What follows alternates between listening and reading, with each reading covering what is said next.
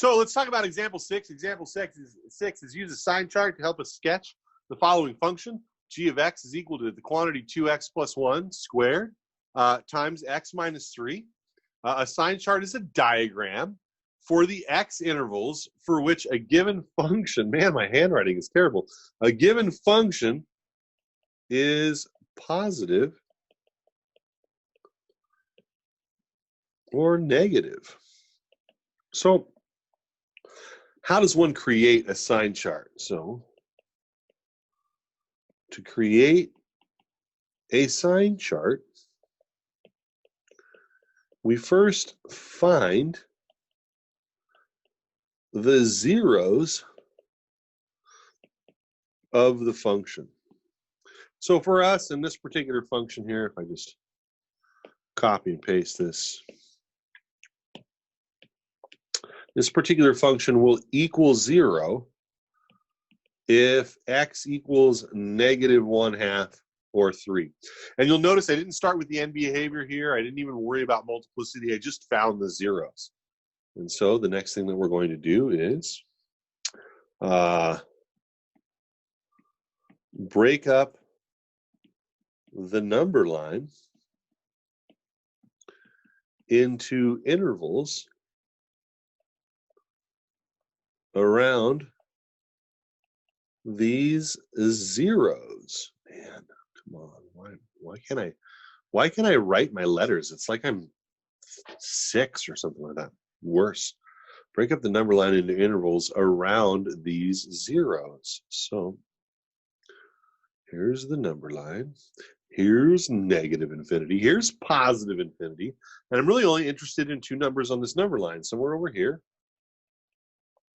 is negative 1/2, and somewhere over here is 3. And that is going to break up the number line into intervals or regions. This is the interval negative infinity to negative 1/2. This is the interval negative 1/2 to 3. And this is the interval 3 to infinity. So those are our 3 regions. 2 zeros, 3 regions. And then what we're going to do is we're simply going to test the sign, positive or negative, of the function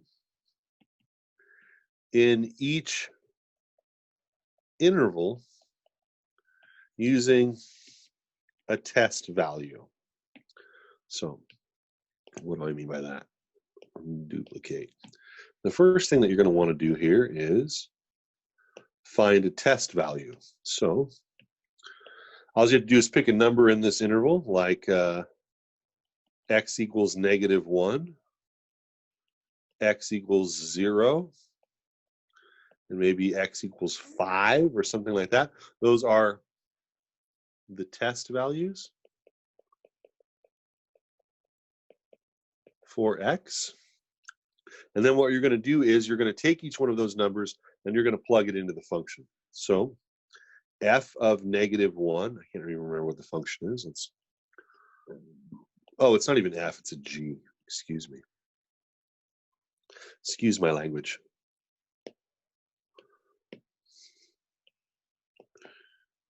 For g of x, g of negative 1 is 2 times negative 1 plus 1 squared times negative 1 minus 3, which is negative 1 squared times negative 4, which is negative 4, or negative. So let's see here, let me duplicate this again.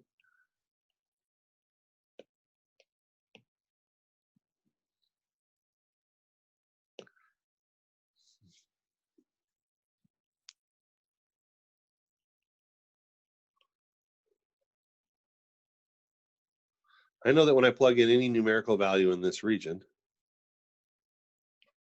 the output is negative. Now, if I choose the next value, 0 is my next test value. We're running out of room here. For x equals 0, g of 0 is 2 times 0 plus 1 squared times 0 minus 3, which is just equal to negative 3. This is also negative, which is below the axis. And then finally, I think my test value is 5 for the next one. G of 5 is 2 times 5 plus 1 squared times 5 minus 3, which is equal to 11 squared times 2, which is equal to 242, which is positive. And so in this last region, the result was positive. Now, what does that mean for us? Well, I duplicate this one more time, and we actually graph this.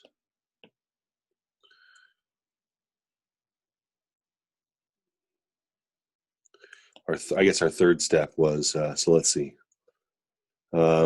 Create a sign chart, first by breaking up the number line, and then testing the sign.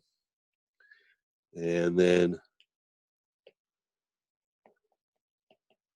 use the sign chart to help graph the polynomial. So what do we know? We know that this region is negative. We know that this region is negative, and we know that this region is positive. Now, we also know that the values we got to break up this interval, negative 1/2 and 3, those are zeros. So the function's not negative or positive there. There's 0 there, which means that the function has to be negative on this side, negative on this side, and then positive on this side. And so this is our function f of x. And we can see that that's a proper graph here, because for f of x equals 2x plus 1 squared, this is x equals negative 1/2 with a multiplicity of 2. And I can see that I have the proper behavior.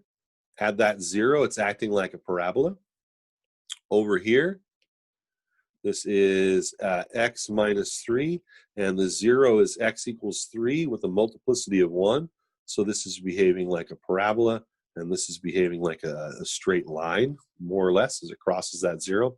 And then as far as the end behavior is concerned, if we multiply this out, this is 4x squared plus 4x plus 1 times x minus 3, and that's equal to some kind of 4x cubed plus blah, blah, blah. No one cares what the rest of this is for simple things like end behavior.